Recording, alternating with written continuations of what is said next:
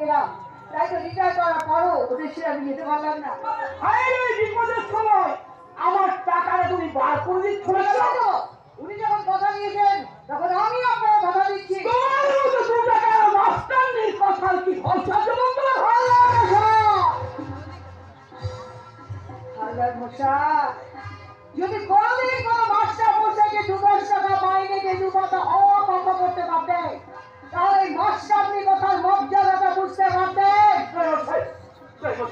টাকা দিয়ে নিশ্চয় ভাবে শুধু শুধু আমার কটা দিন সময় দিন, সময় আপনাকে দেবো। আপনি যতদিন বলবেন ততদিন সময় দেবো।